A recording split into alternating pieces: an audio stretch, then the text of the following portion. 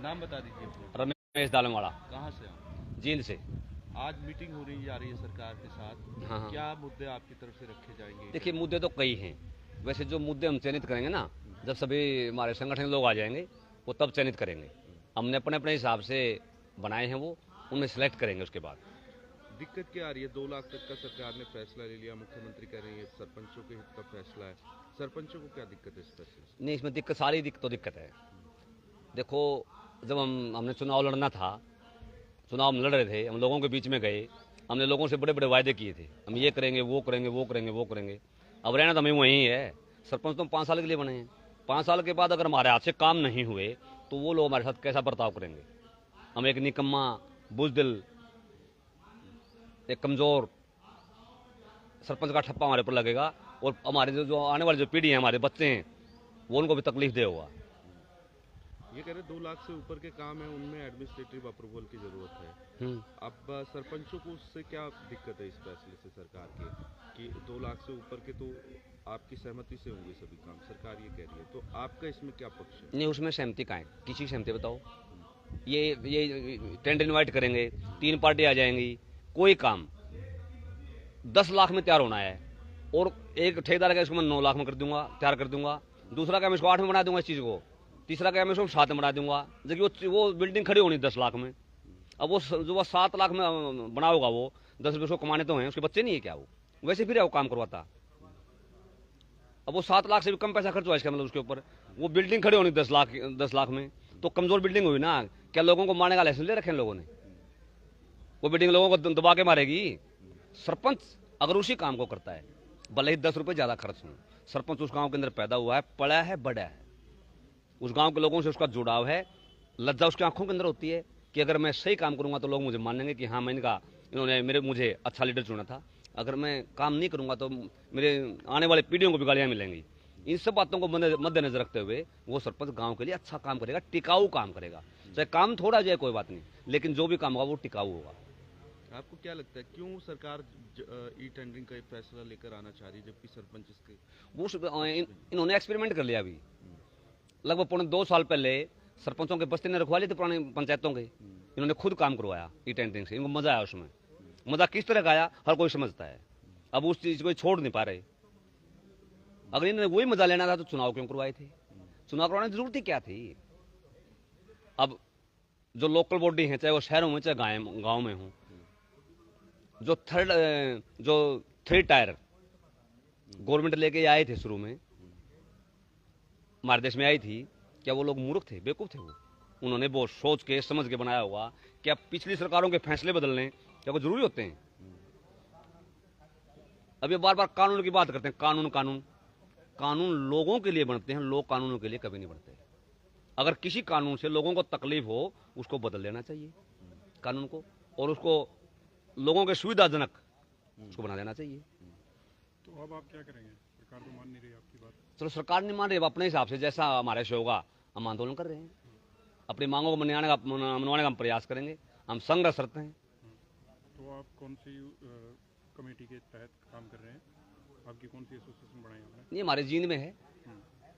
अलग अलग जिलों के अलग अलग है या सभी जिलों नहीं नहीं नहीं नहीं नहीं नहीं, एक ही है। हमारा जो संगठन है ब्लॉक स्तर पर, उसके बाद जिला स्तर पर, उसके बाद हमारी स्टेट की बॉडी है। उन तीनों जो बॉडी है उनका तालमेल आपस में, coordination among all bodies through all Haryana. पहले भी काम होते आए हैं, तो अब ये इस तरीके से सरकार कर रही है, आपको क्या लगता है क्या बदलाव आया है? मतलब क्यों बदल रही है सरकार? अभी मैंने आपको बताया तो था, इनडायरेक्ट में आपको मैंने जवाब दिया था कि 2.5 साल इन्होंने अपने हिसाब से काम करवाए ठेकेदारों से। ठेकेदार भी इनके, बिल पास करने वाले भी इनके, सब कुछ इनका। कुछ करो कुछ ना करो। पूर्व सरपंच भी साथ आपके? हाँ हाँ हाँ, इनसे बात करो। आप ये अच्छे जानकार है पंचायत राज की। पूर्व सरपंच आप हैं और पहले भी आपने काम करवाया, अब क्या फ़र्क आया है और किस तरीके से आप मानते हैं कि सरकार का ये फैसला नुकसानदायक रहेगा गांव के लिए?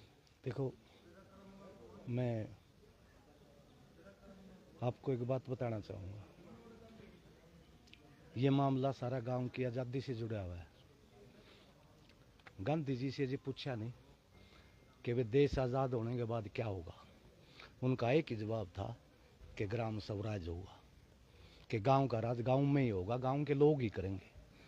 अपने कानून वही बनाएंगे, काम भी वही करेंगे। यहाँ तक कि अगर सेंट्रल गवर्नमेंट भी अगर कोई उनके हितों पर कुटाराघात करना चाहे तो गांव खड़े हो जाए कि आ जाए भाई, हम नहीं करने देंगे। ये ऐसा नहीं हो रहा। देखो, पूर्ण आज़ादी मिलनी चाहिए। आज क्या है, आज देश हमारा गुलाम गांवों का आज़ाद देश है। कभी हमारा देश आज़ाद गांवों का आज़ाद देश रहा है। अंग्रेजों ने आके इस व्यवस्था को तोड़ा, हमारी पंचायती व्यवस्था को तोड़ दिया, टैक्स लगा दिए, तो ये गुलाम गांव का गुलाम देश बना।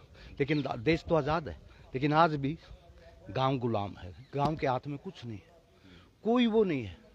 देखो, एक ग्राम सभा है, उस गांव की एक, उसको संसद मान सकते हैं, विधानसभा मान सकते हैं।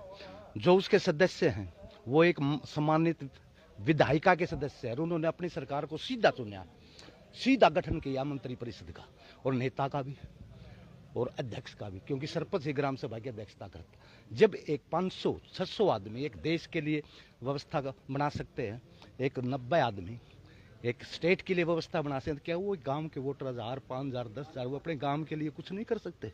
उनको कोई अधिकार नहीं है क्या? क्या उस देश के नागरिक नहीं है? ये होना चाहिए, पूर्ण अधिकार मिलने चाहिए ग्राम सभा को। और ग्राम पंचायत उसकी मंत्रिपरिषद है, कार्यपालिका है, तो उसका वो होना चाहिए। अगर मान लिया आप ग्राम सभा को अधिकार देते हैं, ग्राम सभा के प्रति सरपंच की जवाबदेही है, शर्म भी है। और आप एक बात देखिए, आज एमएलए और एमपी को कोई गवर्नर, राष्ट्रपति या कोई भी संस्था उसको सस्पेंड नहीं कर सकती। एक जनप्रतिनिधि कानून के तहत कोर्ट ही कुछ कर सकती है। एक सरपंच को एक नौकर सस्पेंड करता है, जिसने बनाया, जिसने उसको स्थापित किया, जो उसका मालिक है ग्राम सभा, गांव, वो कुछ नहीं उसके हाथ में। ऐसा है, उसको सस्पेंड करे तो गांव ही तो करे।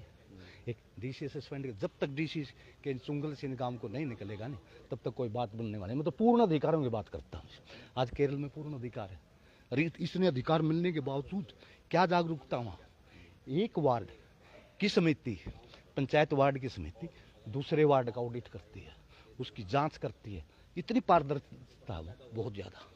अरे ये क्या है पारदर्शिता? तो ई टेंडरिंग को कैसे खिलाफ मान रहे हैं? इन टेंडरिंग को इसलिए मान रहे हैं, देखो सुनो, ई टेंडरिंग का ये है, ई टेंडरिंग से जो ठेकेदार आएगा उसका पहले तो तय ही है मुनाफा। तो वो आके क्या करेगा?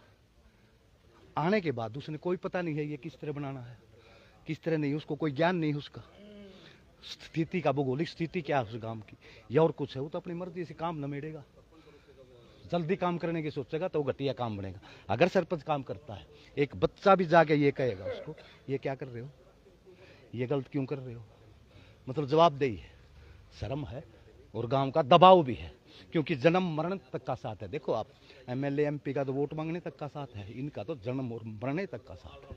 तो उनको शर्म रही, देखो अधिकार देने चाहिए।